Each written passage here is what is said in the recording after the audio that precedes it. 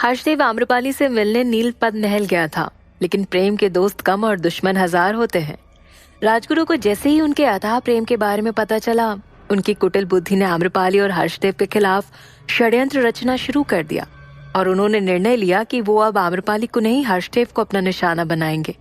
उन्होंने सचदेवा से कहा, अब आम्रपाली पर नहीं बल्कि हर्षदेव पर दृष्टि बनाए रखो। वो कब कहाँ जाता है, किससे मिलता है, सब कुछ हमें आकर बताओ। और ध्यान रखना कि तुम पर किसी को संदेह ना हो। इसमें गलती की कोई गुंजाइश नहीं होनी चाहिए। जी गुरुदेव।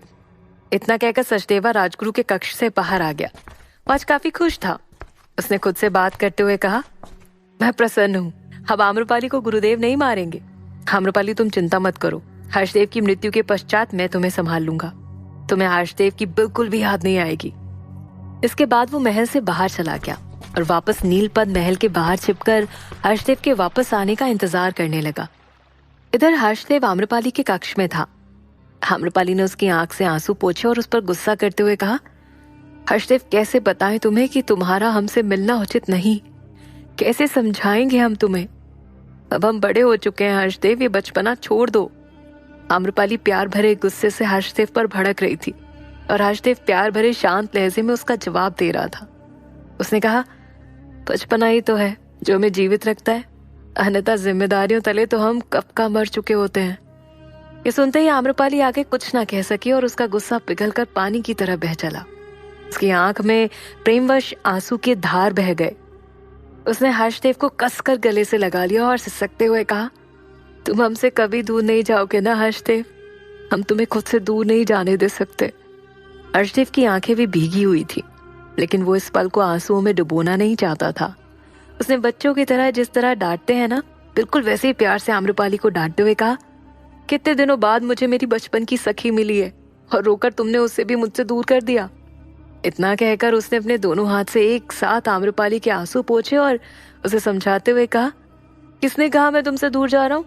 आम्रपाली, तुम मेरे रग रग में बसती हो, या ये कह लो कि मेरी आत्मा भी अब मेरी नहीं रही, वो भी पूरी तरह से तुम्हारी हो चुकी है। मैं चाहे जहां रहूं तुमसे दूर नहीं रह सकता। तो आम्रपाली ने कहा, फिर तुमने ऐसा क्यों कहा कि हमारी अंतिम भेंट है? हर्षदेव ने कहा, क्योंकि मुझे मेरा काम भी तो करना है। अपनी आम्रपाली को इस गिद्धों से भरी दुनिया से निकाल कर उसे अपने संसार में ले जाना है। ये सुनकर आम्रपाली के होठों पर हल्की मुस्कान आ गई। हर्षदेव ने आम्रपाली का हाथ अपने हाथ में रखा और आगे कहा, जब तक मैं वैशाली को डूबते हुए नहीं देख लेता मुझे चैन नहीं मिलेगा, और इसलिए मैं आखिरी बार तुमसे मिलने आया था, क्योंकि आज के बाद मैं तुम्हें यहाँ से हमेशा हमेशा के लिए ले जाने के लिए आऊंगा। ये सुनकर आम्रपाली ने कहा, हम व्यर्थ ही चिंता कर रहे थे, लेकिन अब हमें पूर्ण भरोसा है तुम पर। हम उस दिन की प्रतीक्षा करेंगे हर्षदेव, जब तुम हमें यहाँ से वापस ले जाओगे। इसी तरह कुछ देर तक दोनों ने बातें की और सारी खुशियों को उन कुछ पलों में समेट लिया। दोनों के चेहरे पर इतने दिनों बाद मिलने की एक अलग सी खुशी थी। आम्रपाली से मिलकर हर्षदेव वहां से चला गया, लेकिन सचदेवा उसके पीछे लग गया। उसका साया बनकर हर कदम उसके पीछे पीछे चलने लगा। इधर वैशाली के राजमहल में महाराज और महामंत्री आपस में बात कर रहे थे कि तभी सेनापति ने वहां प्रवेश किया। महाराज ने पूछा, क्या सूचना है सेनापति? तो सेनापति ने कहा, महाराज, हर्षदेव की सूचना सही है। सम्राट बिंबिसार मगध में नहीं है। लेकिन क्या? अपनी बात पूरी कीजिए सेनापति, महामंत्री ने पूछा। सेनापति ने कहा, लेकिन इस बात का कोई पुख्ता प्रमाण नहीं है कि वो वैशाली में है। ये सुनकर महाराज ने महामंत्री की ओर देखा और कहा, एक साथ एक के बाद एक घटनाएं वैशाली में घट रही हैं और हर दिन एक नया शत्रु आकर हमारे लिए मुसीबतें पैदा करता जा रहा है और हम कुछ नहीं कर पा रहे। ये सुनकर महामंत्री ने कहा, आप सही कह रहे हैं महाराज, लेकिन हमारी सुरक्षा व्यवस्था में कोई चूक नहीं है। परेशानी है कि वैशाली इस समय कई तरह के शत्रुओं से घिरा पड़ा है और सब कुछ इतना अचानक हो रहा है कि हम कोई ठोस कदम नहीं उठा पा रहे। महाराज ने कहा, वो सब कुछ हम नहीं जानते, हमें वैशाली की सुरक्षा के पुख्ता इंतजाम करने पड़ेंगे। सेनापति की तरफ देखकर महाराज ने कहा, सेनापति, उन दोनों व्यापारियों की मदद किसने की, इस बारे में कुछ पता चला? सेनापति बिना कुछ बोले सिर झुकाए खड़े रहे। उनकी चुप्पी देखकर महाराज क्रोध से उठ खड़े हुए और क्रोध से भरकर कहा, सेनापति, क्या तुम्हारी भुजाओं में बल खत्म हो गया है या फिर तुम अब इस पद पे बने ही नहीं रहना चाहते? तुम्हारी इस लापरवाही को हम क्या समझें? सेनापति ने कहा, महाराज, ऐसा नहीं है, मैं पूरा प्रयास कर रहा हूं अपराधियों को पकड़ने का। बस महाराज ने सेनापति की बात बीच में काट दी और कहा, हम कुछ नहीं सुनना चाहते कि तुम क्या कर रहे हो और क्या नहीं। हमें सिर्फ परिणाम चाहिए, सिर्फ परिणाम। जी महाराज। सेनापति सिर झुकाए खड़े थे, लेकिन वैशाली के महाराज के चेहरे पर चिंताएं साफ साफ दिखाई दे रही थी। अगले दिन सुबह नीलपद महल की सुबह सबसे अलग थी। आम्रपाली के चेहरे पर हर्षदेव से मिलने की चमक अलग ही दिख रही थी। वो बाग में थी और वहां लगे पौधों को पानी दे रही थी और साथ में गुनगुना रही थी। सरना जब वहां आई तो आम्रपाली को गुनगुनाता हुआ देखकर उसके पास जाकर कहती है, देवी, कितने दिनों बाद आपके चेहरे पर ऐसी खुशी देखने को मिल रही है। आज प्रतीत हो रहा है कि आपका हृदय खुश है। आम्रपाली ने पानी के छोटी सी सुराही को किनारे रखा और सरना की तरफ देखकर कहा, हम खुश क्यों नहीं हो भला? हर्षदेव ने हमसे वादा किया है कि वो हमें हमारा पुराना जीवन अवश्य लौटाएगा। सरना आम्रपाली की बातों को समझ रही थी और उसकी खुशी देखकर उसके होठों पर मुस्कान थी, लेकिन आंखों में आम्रपाली के लिए दर्द भी था। वो अंदर ही अंदर खुद से कह रही थी, देवी हमें क्षमा कीजिए, लेकिन आप जिस दुनिया में है वहां से अब कभी वापस नहीं निकल सकती आप। हम भगवान से बस यही कामना कर सकते हैं कि आपके चेहरे पर यह मुस्कान हमेशा बनी रहे और हर्षदेव और आपकी जोड़ी कभी ना टूटे। तभी वहां कपाला के साथ महारानी आई। वो नीलपद महल की सुंदरता को ऐसे देख रही थी जैसे पहली बार वहां आई हो। उन्हें देखकर सरना और आम्रपाली ने एक साथ उनका अभिवादन किया, महारानी की जय हो। इसके बाद आम्रपाली महारानी के पास गई और बोली, महारानी आप यहाँ आई है, कुछ काम था क्या? आप हमें बुलवा लेती, हम स्वयं आ जाते।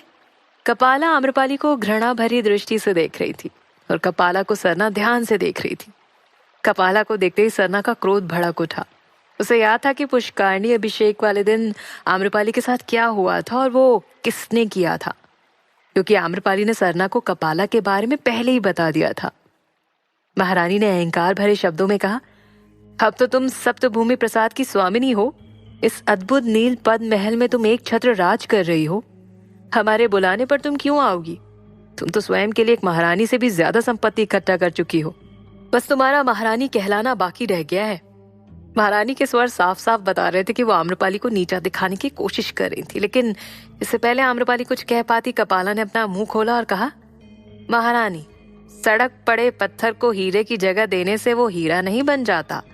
पत्थर पत्थर ही कहलाता है और हीरा हीरा। कपाला की इतनी हिम्मत कि वो आम्रपाली के लिए ऐसा बोले।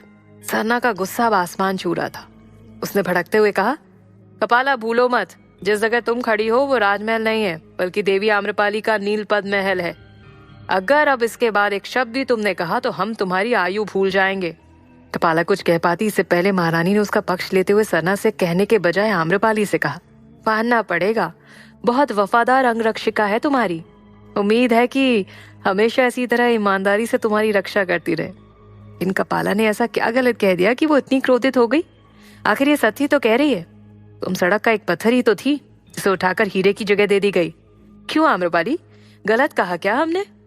महारानी ने बड़े ही प्यार से आम्रपाली को ताना मार दिया, जिसके आगे सरना अपने हाथ की मुट्ठी कसकर बांध कर रह गई, लेकिन वो कुछ ना कह सकी।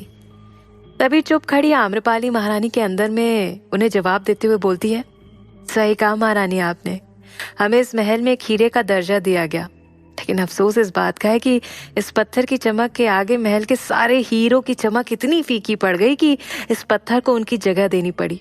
हमें तो अब सब पर दया आती है। ऐसा भी हीरा होने का क्या मतलब कि एक पत्थर को टक्कर ना दे सके?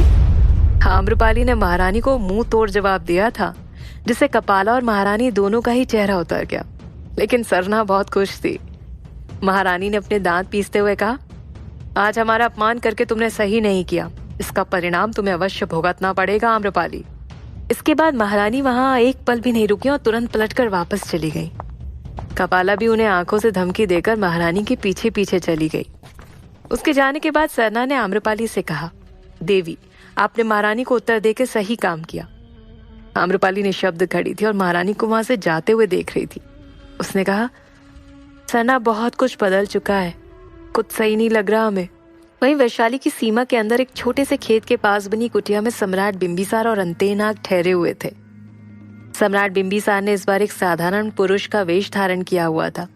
उन्होंने हल्की दाढ़ी रखी हुई थी और मूछें भी साधारण करवा ली थी। सम्राट बिंबिसार ने अंतेनाग से कहा, तुम्हारे गुप्तचर कहाँ हैं? हमें उन्हें कुछ समझाना है। इस बार आम्रपाली से मिलने की हमारी रणनीति अलग होनी चाहिए। हम श्रीमालू पर पूर्णतः निर्भर नहीं रह सकते। अंतेनाग ने कहा, सम्राट, हमारे गुप्तचर वैशाली में बिखरे हुए हैं, जिसमें से 2 सप्तभूमि प्रसाद के बाहर पूरे दिन रहते हैं, ताकि वहां आने जाने वालों पर दृष्टि रख सकें और देवी आम्रपाली का हाल ज्ञात कर सकें। सम्राट बिंबिसार ने कहा, ठीक है, परंतु इस बार कोई गलती नहीं होनी चाहिए। इतना कहकर सम्राट बिंबिसार उस कुटिया के बाहर आ गए और चारों तरफ लहराते खेतों को देखते हुए कहते हैं, आम्रपाली को देखने के बाद उनका चेहरा हमारी आंखों से हट नहीं रहा। आम्रपाली, अब हम तुम्हें अपने साथ मगध लेकर जरूर जाएंगे। तुम इस वैशाली के लिए नहीं बनी हो। ऐसा कहते हुए सम्राट बिंबिसार के चेहरे पर एक रहस्यमयी मुस्कान थी। इधर महारानी अपने कक्ष में आ गई थी और अंदर ही अंदर क्रोध और अपमान से जल रही थी। वो कक्ष में आकर सारा क्रोध वहां के सामान फेंककर उन पर उतारने लगी। उन्होंने एक एक करके पूरे कमरे को तहस नहस कर दिया था। ये देखकर कपाला घबराकर किनारे खड़ी हो गई और महारानी के क्रोध के शांत होने की प्रतीक्षा करने लगी। कुछ देर बाद जब महारानी का क्रोध शांत हुआ तो वो एक जगह जाकर बैठ गई और तेजी से सांसें लेते हुए बोली, बस बहुत हो गया। आम्रपाली, तुम्हें खून के आंसू न रुलाए हमने ना, तो हम वैशाली की महारानी नहीं। तुम्हें बहुत घमंड है ना अपने सौंदर्य पर। अब तुम पल पल रोगी। इतना कहकर वो कपाला से कहती हैं, कपाला, आम्रपाली की खुशियां जिस जिस में बसती हैं उन सबको नष्ट कर दो। हम भी देखते हैं कि ये कब तक उड़ती है। इसके पंख अब हम काटेंगे। तुम्हें दिन रात रोने पर मजबूर कर देंगे हम आम्रपाली। तभी कपाला ने कहा, महारानी, आम्रपाली की खुशियां नहीं, प्राण बोलिए। आम्रपाली के प्राण जिसमें बसते हैं उसे मैं जानती हूँ। अगर उसे आम्रपाली से दूर कर दिया जाए तो आम्रपाली जीते जी मर जाएगी। ये क्या कह रही हो तुम कपाला? महारानी को कपाला की बातें समझ नहीं आई। कपाला ने कहा, हाँ महारानी, आम्रपाली के प्राण उसके बचपन के मित्र हर्षदेव में बसते हैं। अगर हमने उसे या आम्रपाली से दूर कर दिया तो आम्रपाली जीते जी मर जाएगी। उसकी सारी खुशियां हर्षदेव के साथ साथ स्वर्गलोक चली जाएंगी। उसकी बात सुनने के बाद महारानी की आंखों में शैतानी चमक दिखाई देने लगी। उनके होठों पर कुटिल मुस्कान आ गई थी। उन्होंने कहा, सत्य कहा कपाला तुमने। अगर हमने उस हर्षदेव के प्राण हर लिए तो आम्रपाली तो जीवित शव की भांति हो जाएगी। इससे बेहतर तो हमारे लिए कुछ और हो ही नहीं सकता। इतना कहकर उन्होंने बिना एक पल गवाए अपने गुप्तचर को बुलवाया और उसे स्वर्ण सिक्कों की एक थैली पकड़ाते हुए कहा, हर्षदेव जहां भी दिखे उसे मौत के घाट उतार दो। लेकिन कपाला ने महारानी को रोका और कहा, महारानी, एक बार सोच लीजिए ताकि बाद में आपको अपने निर्णय पर संदेह ना हो। तो महारानी ने कहा, अगर एक महारानी को नगरवधु की बातें सुननी पड़ जाए तो उससे बेहतर होगा मर जाना। हमने सोच लिया है कपाला, हम आम्रपाली की सारी खुशियों में आग लगा देंगे। अगर हमें उसके लिए किसी को भी मौत देनी पड़े तो हमें मंजूर है। तभी कपाला ने कहा, तो इसका मतलब आप अपने निर्णय पर अटल हैं महारानी? महारानी ने दृढ़ निश्चय के साथ कहा, हाँ, हमने सोच लिया है। हमें हर्षदेव की मृत्यु की खबर जल्द से जल्द चाहिए। कि सुनते ही कपाला ने उस गुप्तचर को आंखों से इशारा किया। वो गुप्तचर हाँ में गर्दन हिलाकर वहां से चला गया। इधर हर्षदेव अपने घर से सारी तैयारियों के साथ घोड़े पर बैठ के श्रीमालू से मिलने के लिए निकल गया। लेकिन उसे पता नहीं था कि उसके पीछे साय की तरह महारानी और राजगुरु पड़ चुके थे। क्या होने वाला था हर्षदेव के साथ? क्या आम्रपाली उसे बचा पाएगी या वो दोनों हमेशा हमेशा के लिए एक दूसरे से अलग हो जाएंगे? क्या होगा आम्रपाली के जीवन का अगला दौर? जानने के लिए सुनते रहिए